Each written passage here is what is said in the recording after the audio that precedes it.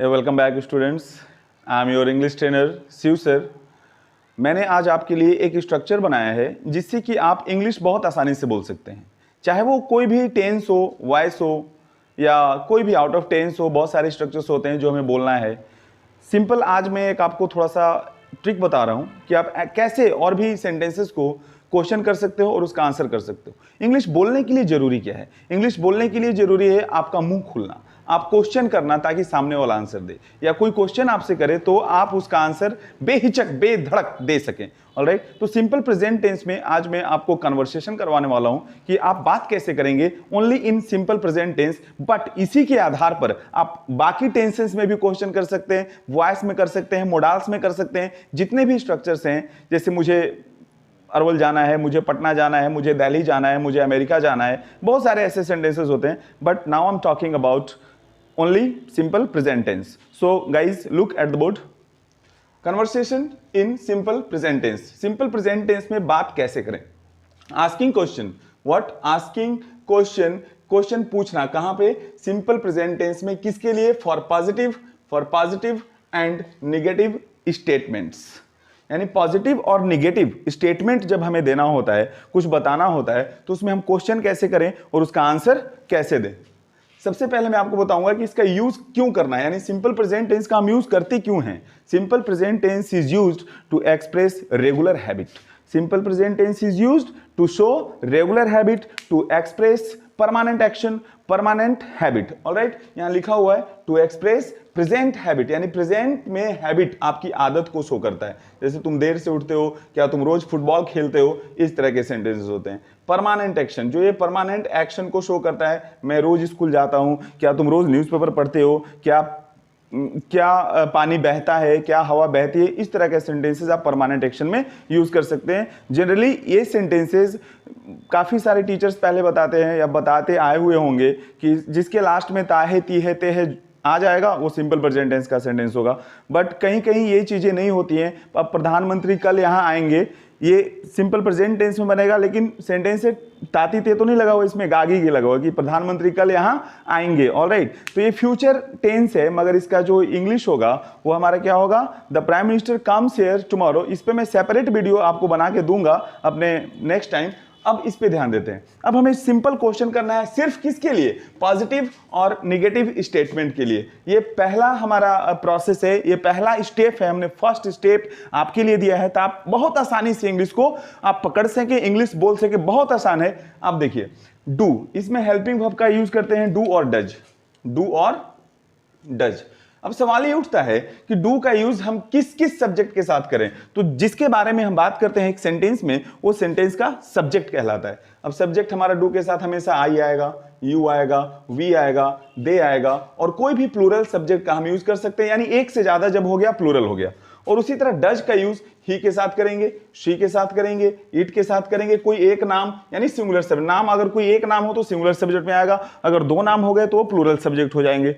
Alright, clear है? अब देखते हैं कि हम क्वेश्चन कैसे फॉर्म करें। मेरे प्यारे बच्चे, यहां पे जरा ध्यान दीजिए, बस ये कॉन्सेप्ट आप समझ गए तो आपकी अंग्रेजी बिल्कुल आसान हो जाएगी। आप बोल सकते हो अभी से, आज से, अभी से बोलो। डू डज का यूज करना है क्वेश्चन पूछने के लिए, तो आप सिर्फ, हमने यहां क्या लिखा हुआ है कि पॉजिटिव और नेगेटिव स्टेटमेंट का क्वेश्चन पूछने के लिए डू डज अगर पहले लग गया, सब्जेक्ट से पहले, किसके पहले? सब्जेक्ट के पहले अगर डू डज लग गया, तो सेंटेंस जो भी आप पूछेंगे उसका आंसर यस और नो में ही होगा। यानी सेंटेंस की जो हिंदी होगी वो क्या से शुरू होगी, किससे शुरू होगी? क्या से शुरू होगी। तो डू डज के बाद सब्जेक्ट, और सब्जेक्ट के बाद आपको लगाना है वर्ब का फर्स्ट फॉर्म। इस वर्ब के फर्स्ट फॉर्म के बाद आप अदर वर्ड का यूज करते हैं। वर्ब का first form other word, do does subject V one other word. ये स्ट्रक्चर है हमारा सिंपल प्रेजेंट टेंस का क्वेश्चन पूछने के लिए सिर्फ क्या से। जैसे क्या तुम पढ़ते हो, क्या वह किताब पढ़ता है, क्या तुम चिकन खाते हो, क्या तुम लोग चावल खाते हो, क्या तुम रोज शाम को टहलते हो, क्या तुम्हारी मम्मी तुमसे प्यार करती है, क्या आपके पापा आपको बहुत प्यार करते हैं। इस तरह का सेंटेंस है जिसका आंसर सिर्फ यस और नो में होगा। देखो मेरे प्यारे बच्चे, मैं आपको तेज इसलिए पढ़ा रहा हूं ताकि कम समय में ज्यादा सिखा दूं, कम समय में ऐसा कुछ सिखा दूं जिससे आपकी अंग्रेजी आज से, अभी से आप बोलने लगें और मजबूत हो जाए। क्लियर है? अब देखिए रिस्पॉन्स, रिस्पॉन्स का मतलब होता है आंसर देना, आंसर। अब एक बात बताइए कि अगर मैंने आपसे पूछा कि क्या तुम चोरी करते हो, तो क्या बताओगे? नहीं सर, मैं चोरी नहीं करता हूं, मैं पढ़ाई करता हूं। ऑलराइट, तो एक क्वेश्चन का, एक इंट्रोगेटिव सेंटेंस के दो आंसर हो सकते हैं, या तो हां में या फिर ना में। तो हां में होगा उस सेंटेंस को बोलेंगे पॉजिटिव, और ना में होगा उस सेंटेंस को बोलेंगे नेगेटिव स्टेटमेंट। अब अगर यस में आपको बोलना है तो आप सबसे पहले यस का यूज कीजिए, यस का यूज करने के बाद आप सब्जेक्ट का यूज कीजिए। अब यहां ध्यान देना कि सब्जेक्ट के बाद आपको V1 का यूज करना है या V5 का यूज करना है। तो V1 या V5 दोनों का यूज होता है। अब कहां होता है वो मैं बताने वाला हूं, और इसके बाद जो भी आपका अदर वर्ड है वो यूज कर देते हैं। ये हो गया आपका पॉजिटिव स्टेटमेंट। अब नेगेटिव स्टेटमेंट में आते हैं, तो नेगेटिव स्टेटमेंट में नो का यूज होता है। नो के बाद आप सब्जेक्ट अगर आपको राइटिंग करना है, लिखना है, तो नो और यस के बाद कॉमा लगेगा, उसके बाद जो भी सब्जेक्ट है वो हो जाएगा। और स्पोकन करना है, बोलना है, तो आप सब्जेक्ट, उसमें कॉमा का कोई तो यूज है नहीं बोलने के लिए, तो नो के बाद डायरेक्ट सब्जेक्ट लाइए। सब्जेक्ट के बाद यहां पे देखिए दो चीजें मैंने लिखी हुई हैं कि डोंट, एक तो आप डोंट का यूज कर सकते हैं और डजंट का यूज कर सकते हैं according to subject of the sentence. According to subject, की आपका सब्जेक्ट क्या है, यानी पूछने वाले ने आपसे किसके बारे में पूछा है। अगर कोई थर्ड पर्सन सिंगुलर नंबर है तो वहां पे V5 का यूज करते हैं, ACS फॉर्म का यूज करते हैं। और अगर कोई सेकंड पर्सन, फर्स्ट पर्सन में भी आई होता है जो कि हमेशा प्लूरल वर्ब लेता है, तो आई के साथ गो, तो V1 का यूज करते हैं। डोंट, डजंट, डोंट या डजंट ये दोनों, और यहां या तो डू नॉट का भी यूज कर सकते हैं, डज नॉट का भी यूज कर सकते हैं। मगर मेरे प्यारे बच्चे, अब एडवांस इंग्लिश आ चुका है, डिजिटल इंडिया है, तो एडवांस इंग्लिश में आप ये यूज करो, डोंट या डजंट, इसको अवॉइड करो। डू नॉट, डज नॉट नहीं, ये गलत नहीं है। I am not saying it is incorrect, it is not incorrect, but the most appropriate is don't and doesn't. Don't या डजंट आपका मोस्ट एप्रोप्रिएट वर्ड है नेगेटिव सेंटेंसेस के लिए। उसके बाद आप नेगेटिव सेंटेंस में हमेशा V1 का यूज करते हो, ना कि V5। तो V5 का यूज आपका कहां होगा? V5 का यूज आपका जब भी होगा थर्ड पर्सन सिंगुलर नंबर के सब्जेक्ट के साथ होगा। पॉजिटिव सेंटेंस में हमें V5 का यूज नेगेटिव सेंटेंस में नहीं करना होता है। नेगेटिव सेंटेंस में हमें V1 का यूज करना है। अब ये तो हो गया स्ट्रक्चर। इससे आप एक नहीं, 500, 5000, 1000, 2000 जितने सेंटेंसेस चाहें आप बना सकते हैं। ऑलराइट, अब यहां पे कुछ एग्जांपल्स मैंने दिया हुआ है। अब वो एग्जाम्पल क्या है? सबसे पहला एग्जाम्पल है हमारा डू यू प्ले क्रिकेट, और ये इंट्रोगेटिव सेंटेंस है, तो राइटिंग के लिए हमें यहां पे एक क्वेश्चन मार्क देना है, इंट्रोगेशन मार्क देना है। डू यू प्ले क्रिकेट, अब देखिए यू सेकंड पर्सन के साथ हमेशा V1, सेकंड पर्सन के साथ हमेशा V1। Do you play cricket? Yes I play cricket. Do you play cricket का मतलब क्या हुआ कि क्या आप क्रिकेट खेलते हैं? तो यस आई प्ले क्रिकेट, हाँ मैं क्रिकेट खेलता हूं। अगर आप नहीं खेलते तो क्या बोलेंगे? No I don't play cricket या I do not play cricket. तो मैंने क्या कहा था कि इसका यूज ज्यादा करना है, तो no I don't play cricket, नहीं मैं क्रिकेट नहीं खेलता हूं। अब आपको बस यस और नो में यही चीज आज प्रैक्टिस करनी है। दूसरा यहां देखते हैं does Mayank, Mayank third person singular number हमने लगाया डज, और ये डज सही है। अब यहां पे कोई चीज इसको समझा दूंगा तो आप शायद ज्यादा समझ पाए।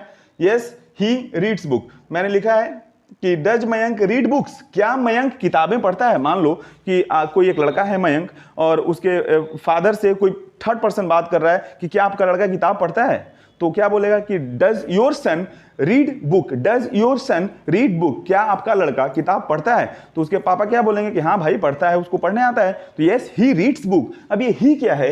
ही है प्रोनाउन जो आया मयंक के लिए, क्योंकि नाउन का रिपीटेशन एक सेंटेंस में अवॉइड करना ज्यादा अच्छा होता है। आप एक सेंटेंस में नहीं ला सकते, आप यहां मयंक लिख सकते हो, मगर ज्यादा अच्छा ही प्रोनाउन का यूज करो। मयंक तो ही रीड्स बुक्स, हाँ वह किताबें पढ़ता है। अगर नहीं पढ़ता है, उसको नहीं पढ़ना आता है, तो उसके पापा क्या कहेंगे? No he doesn't read book, no he doesn't read book, या no he does not read book, no he does not read book. अब सबसे मेन हमारा जो टॉपिक है बेटे, ये देखना है हमें कि V1 क्या होता है, V5 क्या होता है। V1 में कौन कौन सा सब्जेक्ट का यूज करना है और V5 में कौन कौन सा सब्जेक्ट का यूज करना है। तो पॉजिटिव सेंटेंस में वर्ब का फर्स्ट फॉर्म जो होता है हमारा प्रेजेंट फॉर्म, उसके लिए आई, यू, वी, दे और कोई भी प्लूरल सब्जेक्ट का यूज करते हैं हम V1 के साथ, वर्ब के फर्स्ट फॉर्म के साथ। और ही, शी, इट और कोई भी सिंगुलर सब्जेक्ट, काउ है तो इट्स, काउज है तो इट। ये सिंटेक्स का एक पार्ट है, यानी सिंगुलर सब्जेक्ट सिंगुलर वर्ब लेता है, प्लूरल सब्जेक्ट प्लूरल वर्ब लेता है। ऑलराइट, तो ये चीजें हैं। आप चाहें तो इसका एक स्क्रीनशॉट ले सकते हैं, और ऐसे बहुत सारे क्वेश्चंस आप अभी बना सकते हैं। जैसे मान लीजिए कुछ एग्जांपल्स मैं बोल रहा हूं, सपोज मैं यहां खड़ा हूं और आपसे पूछ रहा हूं do you write a letter, do you write a letter, क्या आप पत्र लिखते हो? आप क्या बोलोगे? Yes sir we write a letter या I write a letter. You I में चेंज होता है, क्योंकि पूछने वाला आपके बारे में पूछेगा तो आप हैं बताने वाले अपने बारे में। You replaces I and I replaces you, that's it. Alright, एक और एग्जांपल देता हूं, does cow eat grass, does cow eat grass, does cow eat grass, yes cow eats grass. और अगर डू में बोलना है तो do cows eat grass, do cow eat grass, तो यस काउज ईट ग्रास। अब यहां काउज प्लूरल तो हमारा वर्ब प्लूरल, काउ प्लूरल तो वर्ब प्लूरल, तो singular subject singular verb, plural subject plural verb. ये सारा चीजें आप इस पे अभी प्रैक्टिस कीजिए, मेहनत कीजिए और फर्स्ट डे से ही अंग्रेजी बोलना सीखिए शिव सर के साथ। टिल देन मिलते हैं नेक्स्ट वीडियो में। Till then take care, keep learning, keep smiling, keep